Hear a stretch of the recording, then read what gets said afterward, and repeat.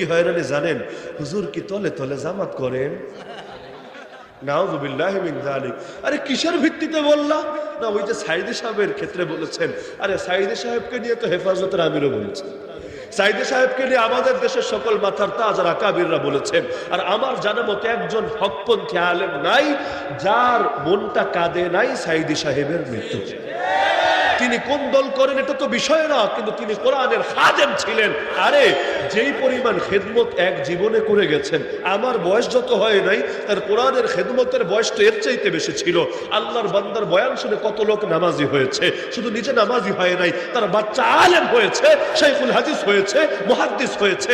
আর এই উসিলায় আল্লাহ যদি তারে ক্ষমা করে আর আমার কোনো ভুলের কারণে আমাকে পাকড়াও করে ফেলে, এই মুখ দিয়ে তার সমালোচনা করে আমার কি লাভ? তোমার দলকে রাখো দল দলের জায়গায়, ইমান ইমানের জায়গায়। আরে আলেম ওলামার ক্ষেত্রে, মাজলুমদের ক্ষেত্রে কোনো দলাদলি চলে না। এই যে ফিলিস্তিনের সবাইকে এক দলের এক মতের, এই যে বাংলাদেশে বসে বসে এখন কেউ এই কথাগুলো বলে, ফিলিস্তিনের লোকেরা মুখে দাড়ি রাখে না বা রাখলে কেটে কেটে রাখে, ওদের মেয়েরা ঠিকঠাক মতো হিজাব নিকাব বোরকা পরে না, আরে ওদের ইমানে ভেজাল, এজন্যই তো ওদের উপর আসমানে আযাব নেমে আসে। নাউযুবিল্লাহ। আরে ওদের এইগুলোকে রাখো এক পাশে, কিন্তু জিহাদের পথে শাহাদাতের পথে যে কোরবানি এক জাতি দিয়েছে, অথচ তাদের পাশে কেউ দাঁড়ায় নেই, কেউ না। আরব বিশ্ব বলতে পারবে না আমরা দাঁড়িয়েছি, বাঙালি বলতে পারবে না আমরা দাঁড়িয়েছি, তুর্কিরা বলতে পারবে না আমরা দাঁড়িয়েছি। আরে প্রতিবাদ করলে দাঁড়ানো হয় না, দূর থেকে পক্ষে একটা বললে দাঁড়ানো হয় না। মাত্র 23 লাখ মানুষ, তাও আবার দুই ভাগে বিভক্ত। যারা পশ্চিম তীরে তাদেরকে তো অধীনস্থ সরকার দিয়ে গোলামি বানিয়ে রেখেছে, আর যারা গাজায় আছে সংখ্যাই কত, এর মধ্যে নারী কত, শিশু কত, বৃদ্ধ কত, তার বাইরে মুজাহিদ সব মিলিয়ে আর কত। কিন্তু এই যে 45 দিন ধরে মাত্র গুটি কয়েক মুজাহিদ মৃত্যুকে স্বাগত জানিয়ে লড়াই চালিয়ে যাচ্ছে, দুনিয়ার কোন শক্তিটা পাশে দাঁড়িয়েছে? আবার দু একজন যারা এগিয়ে এসেছে উল্টো তাদের নিয়ে এদের বদনাম করেছে। আরে ইরান কেন এগিয়ে আসলো, হুথি কেন এগিয়ে আসলো, আরে হিজবুল্লাহ কেন তাদেরকে সাপোর্ট দিল, এরা তো শিয়া, শিয়া কেন তার পাশে দাঁড়ালো? তাহলে ডাল মে শায়াদ কুছ কালা হয়, এদের ইমানে মনে হয় ভেজাল আছে, এরা মনে হয় শিয়া। আরে রাম ছাগল, তোরা সুন্নিরা দাঁড়ালি না কোন দুঃখে? তোরা দাঁড়ালে তো শিয়াদেরকে দাঁড়াতে হতো না তাদের পাশে। নিজেও করবা না আর আরেকজন করবে তারা করতেও দিবা না, এর চাইতে বড় মুনাফিক কি হতে পারে? আবার বসে বসে এখানে ফতোয়া ঝাড়বে। আরে এটা আত্মহত্যা হচ্ছে, তাদের আমির কই, তাদের অস্ত্র কই, তাদের শক্তি কই, শক্তিতে ভারসাম্য নাই। আরে আমরা ফিলিস্তিনের পাশে আছি, হামাসের বিপক্ষে আছি, বাহ কি মায়াটা ফিলিস্তিনের জন্য। ভাবটা এমন, এতকাল খুব সুখে ছিল, শান্তিতে ছিল, তুফানুল আকসার নামে একটা অ্যাটাক করার কারণে কপালে সব বিপদ নেমে এসেছিল। অথচ 75টা বছর, আমার বাপের বয়সী হয় না 75টা বছর ধরে, বাংলাদেশের বয়সী মাত্র 52, 75 বছর ধরে তারা মাজলুম। কি করলা? এত এত আকীদার সবক দিয়ে হবে কি? আরে মানুষ কথায় নয় কাজে বিশ্বাসী। তোমার আকীদা যদি তোমার ভেতর থেকে গায়রুল্লাহর ভয় বের না করে, তোমার আকীদা যদি তোমাকে ইহুদির দোস্ত থেকে মুসলমানের দোস্তে পরিণত না করে, বিশ্বাস করো এই রকম আকীদার 2 পয়সাও দাম নেই আল্লাহর কাছে। সাইনবোর্ড লাগাতে তো লোকে কম লাগায় না, ভণ্ড পীরের সাইনবোর্ড আরো বড়। যে যত বেদাতি তার নামের আগে সুন্নি, সুন্নিয়ত, আশিকে রাসূল, ইশকে রাসূল, এগুলো ডিগ্রি আরো তত বেশি। কিন্তু বৃক্ষ তোমার নাম কি? ফলে পরিচয়, ফল দেখলেই তো পরিচয় পাওয়া যাবে। সেদিন যাচ্ছিলাম বিবারিয়া, আশিক টি শপ একটা আছে শাহবাজপুরে, 200 কত রকমের চা জানি বানায়। তো ওদিকে যাতায়াত করলে দোকানে বসে 1 কাপ চা খাই। এখানে আবার 2টা চা আছে, বুলেট চা আর ককটেল চা, মানে গুলি মেরে দিবে এটা না, কিন্তু খেলে গলাটা ক্লিয়ার হয়ে যায়। আর আমাদের মতো যারা গলা দিয়েই বয়ান করে এদের জন্য একটু সুবিধা হয়। দোকানে গিয়ে বসেছি চা খাবো, মোটামুটি সবাই আলেমরাই যারা বক্তা আছেন, মোটামুটি সবাই রাত বিরাতে হোক দিনে হোক বসার চেষ্টা করে। এক লোক আইসে এমনি চোখ বড় বড় করে তাকায়া বলছে, হুজুর আপনি কোন দেশি, আপনার বাড়ি কোন দেশি? শুনে আমার কাছে মেজাজ গরম হয়। ভাবলাম ফাইজলামি টাইজলামি করছে নাকি। দেশে তো এখন আমাদের এন্টি পার্টির অভাব নাই, কতজনে কত ধান্দা করে, কতজনে হামলা করার ছক আঁকে, কতজনে হুমকি ধমকিও দিয়ে মাঠ কাঁপাতে থাকে। তো এখন কে পক্ষে কে বিপক্ষে এগুলো তো বোঝা যায় না, কপালে তো আর লেখা থাকে না। আর অন্যায়ের বিরুদ্ধে বললে দুশ্মন অটো তৈরি হয়, যেই কয়বার মুখ খুলবো ভাববেন ওই কয়বার দুশ্মন তৈরি হবে। আমিও তো চিন্তা করি, ধরেন এই যে 260টা মাহফিলের মধ্যে প্রতিটা মাহফিলে সর্বোচ্চ 1-2টা করে ক্লিপ ভাইরাল হয়, তাও কয় মিনিট, 5 মিনিট, 10 মিনিট। কারণ মানুষের এখন তো টাইম নাই বসে বসে বয়ান শুনবে, সামনে এসে শুনবে অথবা অনলাইনে পুরোটা শুনবে। বেশিরভাগ মানুষ এখন শর্টকাটে বিশ্বাসী। লং শোনার ধৈর্য নেই, শর্টকাটে বিশ্বাসী। এখন দেখবেন ফেসবুকে 5 মিনিট 10 মিনিট, ইউটিউবে 5 মিনিট 10 মিনিট, এগুলোর ভিউ বেশি, লং বয়ানের ভিউ কম না? যদি লং বয়ান দেখে 10,000, শর্ট বয়ান দেখবে 2 কোটি, 2 লাখ না, কত গুণ বেশি হিসাব করেন। তো এখন এত পরিমাণ ভিউ থাকে শর্ট বয়ানের, আর যারা মিডিয়া থাকে বাস্তবে তারাও তো বিজনেসে ম্যান না। বিজনেস তো আর হারাম না, কি বিজনেস হারাম নাকি? এখন বিজনেস, তারাও তো এটা একটা বিজনেস, তার তো পেট চালাতে হবে, তারও তো ফ্যামিলি আছে, ফ্যামিলি মেম্বার পরিচালনা করতে হবে। তো জাতি যা খেতে চায় তাই তো খাওয়াতে হবে। এখন পুরো বয়ান দিলে লোকে শোনে না, শোনার ধৈর্য নাই। এখন যেটা দিলে বেশি শোনে সেটাই তো দিতে হবে। এখন খুঁজে খুঁজে খুঁজে কোন কথাটা গিয়ে লাগে কারো গায়ে, সেটাই খুঁজে খুঁজে বের করে। আর এটা তো স্বাভাবিক, আমরা ওই বস্তা পচা উদাহরণে বিশ্বাসী না, কারণ প্রত্যেক নবী তার যুগের ফিতনার মোকাবেলা করেছে। কোন নবী 100 বছর 200 বছর আগের বড় ফিতনার মোকাবেলা করেছেন? আরে মুসা আলাইহিস সালাম এসে যদি নমরুদের বিরুদ্ধে হুঙ্কার দিতেন আর ফেরাউন নিয়ে কিছু না বলতেন, তার গায়ে একটা কাঁটাও বিঁধত না। আমার রাসূল এসে যদি মরা ফেরাউন, কারুন, হামান, নমরুদের 14 গোষ্ঠী উদ্ধার করতেন, কিন্তু যুগের আবু জাহাল, আবু লাহাব নিয়ে কথা না বলতেন, আমার রাসূলের একটা দুশমনও তৈরি হতো না। আবার আবু বকর রাদিয়াল্লাহু আনহু এসে মুসাইলিমা কাযযাবের বিরুদ্ধে অবস্থান নিয়ে মরা আবু জাহাল, আবু লাহাব নিয়ে স্টেজ কাঁপাতেন, তারও কোনো দুশমন থাকতো না। সাইয়্যিদুনা হুসাইন এসে ওই মরাগুলার বিরুদ্ধেই অবস্থান নিতেন, আর জিন্দা ইয়াজিদের বিরুদ্ধে ময়দানে না নামতেন, তারও একটা দুশমন থাকতো না। তা আমরা সিরাত পড়ে, আমাদের আকাবিরদের জীবনী পড়ে এটাই শিখেছি, যুগের বাতিলকে চ্যালেঞ্জ করতে হয়, যুগের ফিতনার সামনে তার চোখে চোখ রেখে রক্তচক্ষুকে উপেক্ষা করেই কথা বলতে হয়। মরাগুলো নিয়ে বলা লাগবে কেন? এগুলো শুনতে শুনতে প্রত্যেকেই একজন বক্তায় পরিণত হয়েছে। আরে মানুষ কি কম শোনা শুনেছে? কোন আইটেম এমন আছে যেটা শোনে নাই? জাল হাদিস যেই পরিমাণ শুনেছে ওই পরিমাণ সহি হাদিসও শোনে।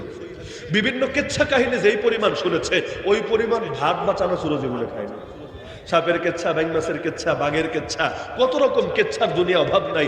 এখন এই কেচ্ছাগুলো যদি আবারও শোনায়, এই জাল হাদিসগুলো দিয়ে আসমান জমিনের রমরমা গল্প যদি সাজায়, সেটারই নাকি খালি বলে বিষয় ভিত্তিক আলোচনা। আর যদি আল্লাহর জমিনে বাতিলগুলো নিয়ে লোকরে সচেতন করে, সেটা নাকি হয়ে যায় ইস্যু ভিত্তিক আলোচনা। না, আমি তো এটাই বুঝি না, ইস্যু ভিত্তিক আলোচনা আবার কি জিনিস? যে বয়ানে বৈশা খুতবা পইরা শোনো পাবলিক, ইস্যু নম্বর 1 ইত্যাদি ইত্যাদি ইত্যাদি, ইস্যু নম্বর 2 শোনো এটা এটা এটা, ইস্যু নম্বর 3 এটা এটা এটা। তাহলে তো মাহফিলের মঞ্চ থাকবে না, খবর পড়ার মঞ্চ হবে। কি বাস্তব না অবাস্তব? বাস্তব না অবাস্তব? মানুষকে তো কোরআন শেখাতে হবে, হাদিস শেখাতে হবে। কোরআনের 20টা আয়াত, রাসূলের 50টা হাদিস শিখালেন, মাঝখানে উদাহরণ দেওয়ার জন্য যুগের কোনো প্রেক্ষাপটকে টানলেন। কারণ যুগের প্রেক্ষাপট আলেম না টানলে কি জাহেল টানবে? কাউকে না কাউকে টানতে তো হবেই। আরে কোরআনের মধ্যে সকল রোগের চিকিৎসা আছে, কিন্তু প্রতিটা রোগের চিকিৎসা মোটামুটি অক্ষরে দেওয়া নাই, বরঞ্চ সূক্ষ্মভাবে বলা আছে। আলেম যুগের সঙ্গে মিলিয়ে মিলিয়ে প্রতিটা ওষুধকে জায়গা মতো প্রয়োগ করে। আমি শুনেছি, আমি তো ডাক্তার না ভাই, ওই হোমিও ওষুধ নাকি মূলত মাত্র কয়েকটা, অল্প কয়টা আইটেম, অর্ধশতকেরও কম। এরপর জোরাতালি দিয়া তারপর হলো ওষুধ বাড়ায় দেয়। মূল রঙও নাকি কম, মাত্র কয়েকটা আইটেম। আমি তো রং মিস্ত্রি না, ভালো বলতে পারবো না। এখন একটার লগে আরেকটা মিলাইলে আরেক রং তৈরি হয়। আতর, মূল আতরও কম, এইটার লগে ওইটা, ওইটার লগে ওইটা মিলাইলে নতুন একটা ফ্লেভার তৈরি হয়ে যায়। তো একটার লগে একটা মিলানোর ফজিলত আছে নাকি নাই? এখন কোরআন দিয়ে আমি বলবো, শোনো নবী ইউসুফের কেচ্ছা, শোনো জুলাইখার কেচ্ছা, আপনি বলবেন মাশাআল্লাহ, বিষয় ভিত্তিক আলোচনা। আর যখন বলবো এবার শোনো যুগের ইউসুফকে, যুগের আজিজ ও মিসরকে, এবার শোনো যুগের মুসাকে, যুগের ফেরাউনকে, যুগের বনি ইসরাইলকে, আল্লাহ তাআলা কোরআনে ফেরাউন নিয়ে এত বেশি কথা কেন বলেছেন?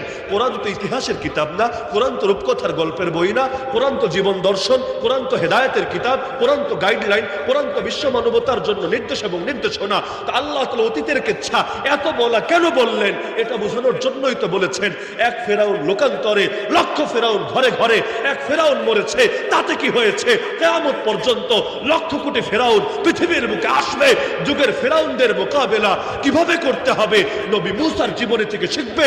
নবী মুসা যেভাবে আসা হাতে নিয়ে ফেরাউনের মোকাবেলায় নেমেছেন ময়দানে, তোমাদেরকেও ঠিক এভাবে ময়দানে নামতে হবেই হবে।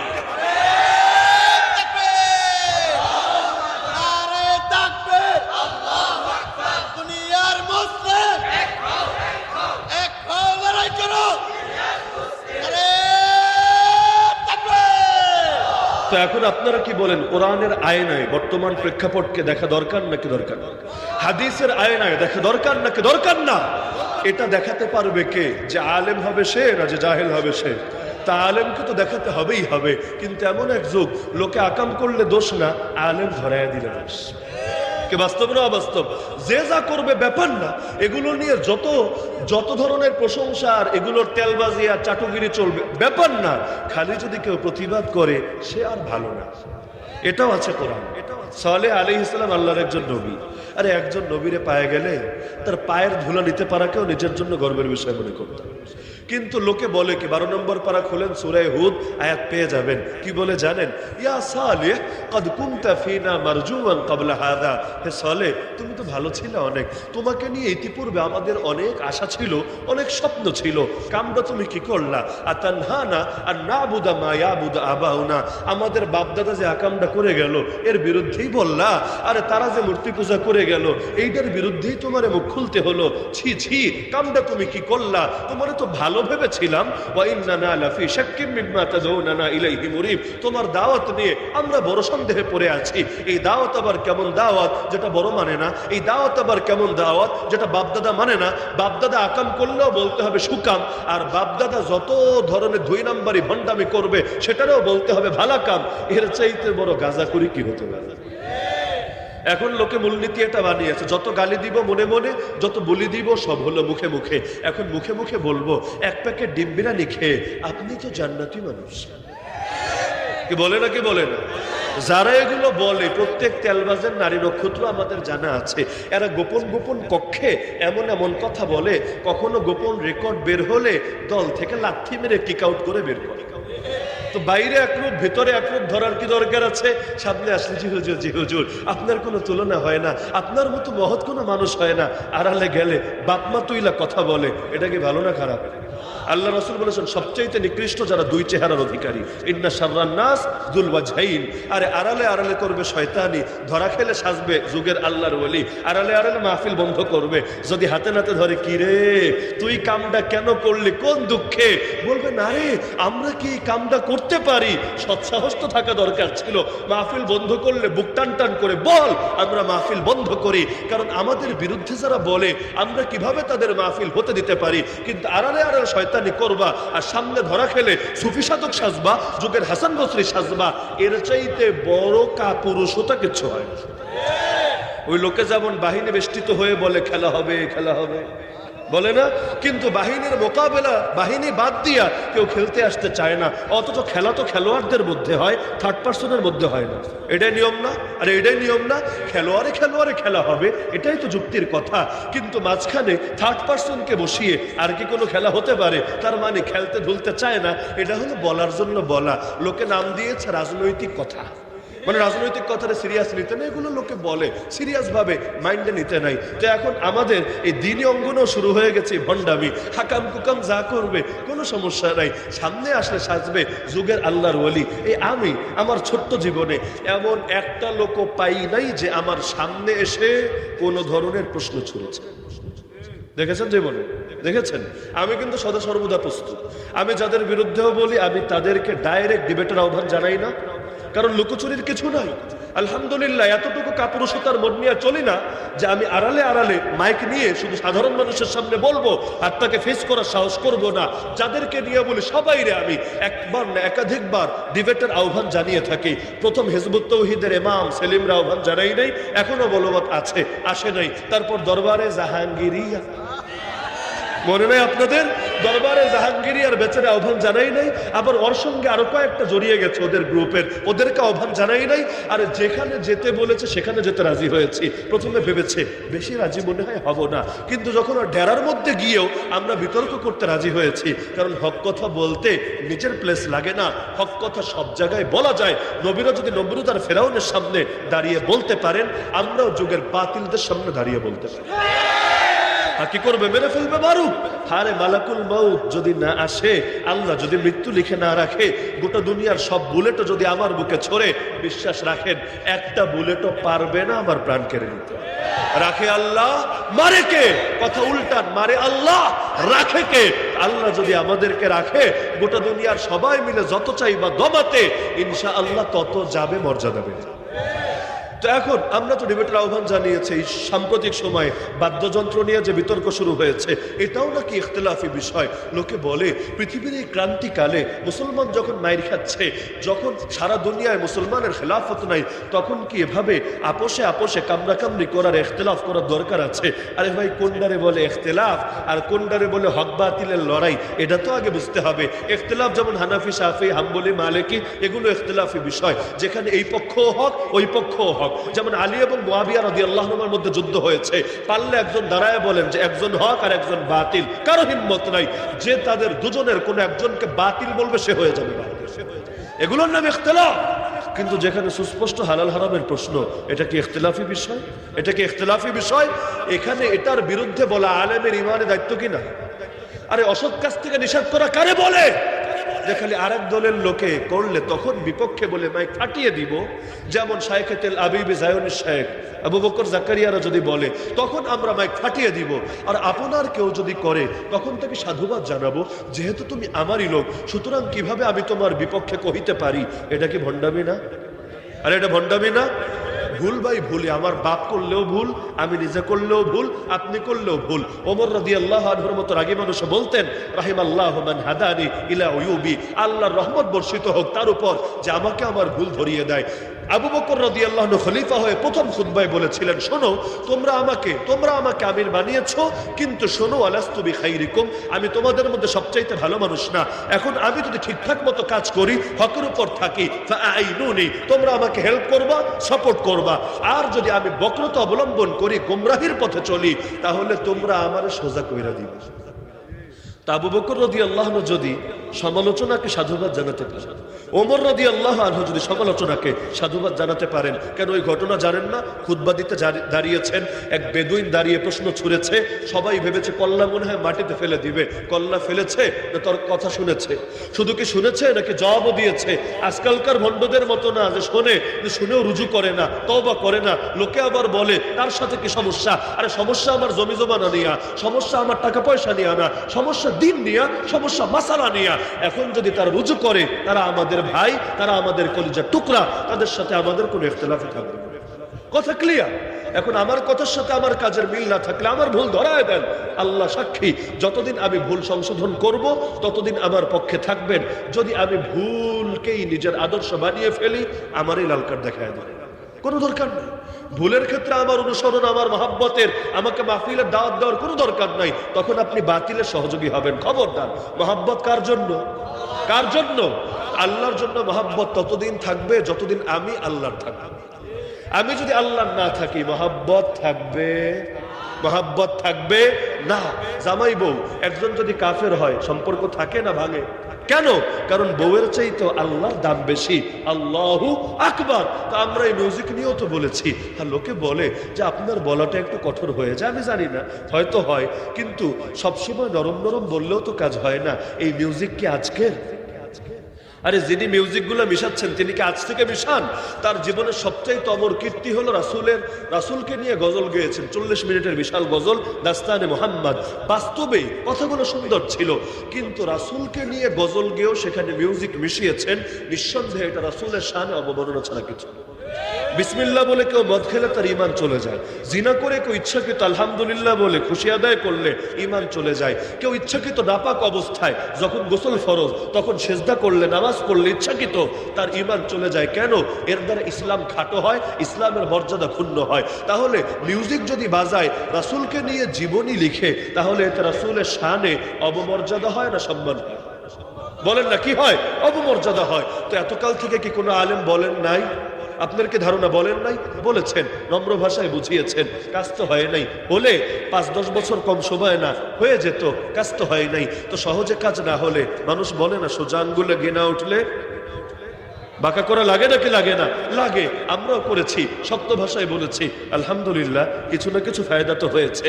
এখন মানুষ এই অবস্থানে এসেছে, হয়তো শুধরাবা না হলে লাল কার্ড নিবা, যে কোনো একটা। মহব্বত আল্লাহর জন্য। হয়তো শুধরাবা, তাহলে তুমি আমাদের মাথার তাজ হয়ে থাকবা, কারণ ব্যক্তিগত দুশ্মনী নাই। না হলে লাল কার্ড দেখানোর জন্য জাতি রেডি আছে। তো এ কারণে ওলামায়ে কেরামের অবস্থানকে কখনো হালকা করে দেখবেন না। আখেরি কথা বলে যাই, মাথায় রাখবেন, এই যে এখন ইসলাম নিয়ে যে ষড়যন্ত্র শুরু করেছে, বিশেষ করে শিক্ষা ব্যবস্থার পরতে পরতে যে কুফর শিরিকের বীজ ঢুকিয়ে দিয়েছে, লোকে মনে করছে আরে হুজুররা প্রতিবাদ করছে তাতে কি হবে। আরে শুনে রাখো জালেমের দল, এক হুজুরের ফতোয়াই কিন্তু হিন্দুস্তান স্বাধীন হয়েছিল। এখনকার হুজুররাও যদি সম্মিলিত ফতোয়া দেয় আর তোমাদেরকে লাল কার্ড দেখিয়ে দেয়, তোমাদেরও কিন্তু সব ভণ্ডামি শেষ হবে। আরে বেশি খাইতে গিয়ে গলায় বেজে গেলে মরণ কিন্তু খেতে গিয়েও হতে পারে। তো ভণ্ডামি করো, অল্প অল্প করো, বেশি আঘাত দিও না, না হলে আঘাতের জবাবে প্রতিঘাত যখন আসবে সইতে কিন্তু পারবা না। এ কারণে সর্বদা ইসলামের পক্ষে থাকবেন, কারণ ইসলামের পক্ষে কে আছেন? কখনোই বাতিলের পক্ষে যাবেন না, কারণ বাতিলের পক্ষে শয়তান আছে। শয়তানের সঙ্গী হওয়া যাবে না, আল্লাহর পক্ষে থাকতে হবে। সুদিনেও থাকবো, দুর্দিনেও থাকবো, বিপদে বন্ধুর পরিচয়। ইসলামের যত ক্রাইসিস হোক না কেন, আমরা ইসলামের পক্ষ ছাড়বো না। রাজি আছেন তো ইনশাআল্লাহ? আল্লাহ তাআলা সবাইকে তৌফিক দান করুন। তাড়াতাড়ি দেন, তাড়াতাড়ি।